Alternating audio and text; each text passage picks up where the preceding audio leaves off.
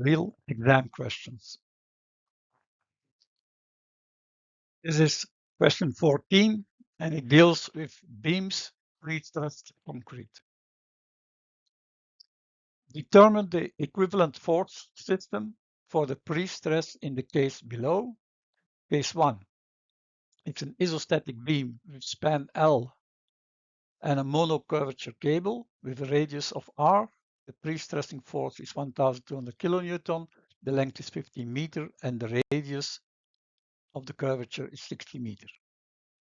Case 2, isostatic beam with span L but with a bilinear cable. These are the different variables. And case 3, it's an end field continuous beam with curved cables. So this is going on, but we take the end field of the continuous beam. It has a curvature over a distance A with radius RA and over a distance B with radius RB. First, we will handle the case 1, which is an isostatic beam with span L and a monocurvature cable.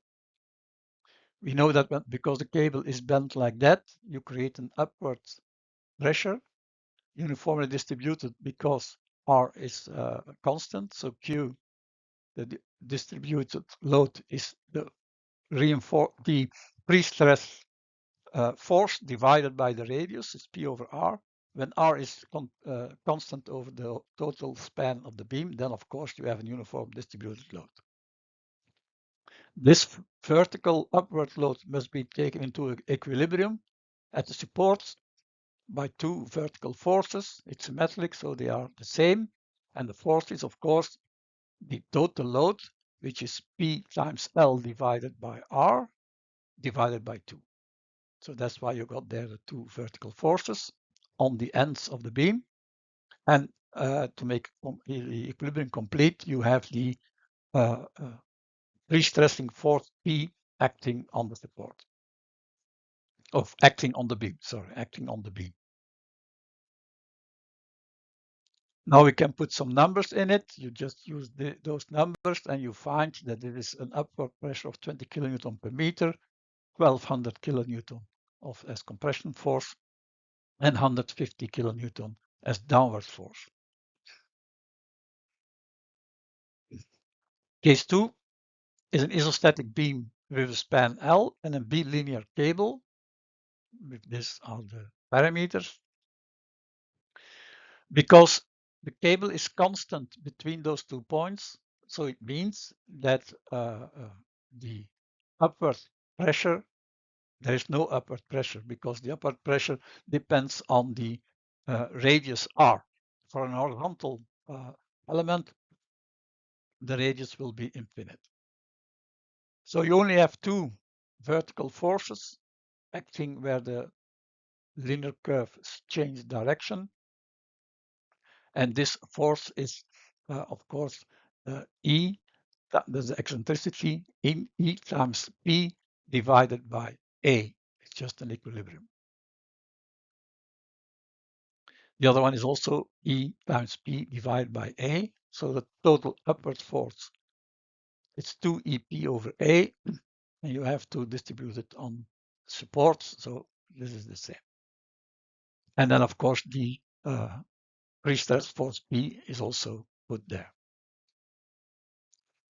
When you put in some numbers, this is then the equivalent force case for the pre-stressing of this case 2.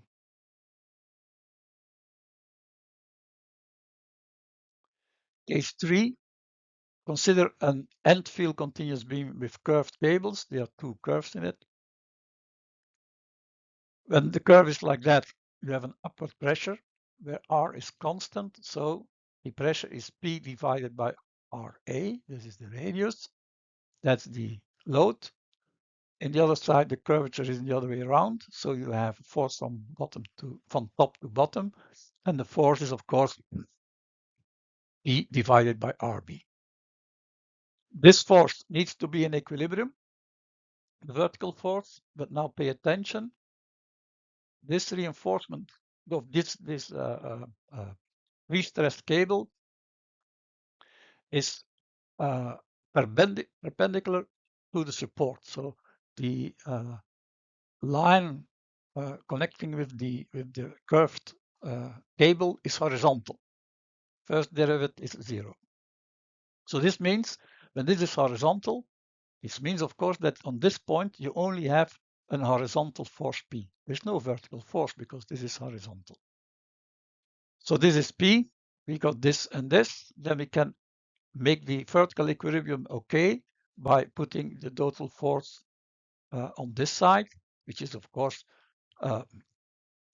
P times A over RU, because you have to multiply it by A, minus this force. Then we can put in some numbers, and this is the equivalent force case for the pre-stressed beam, like mentioned in case 3.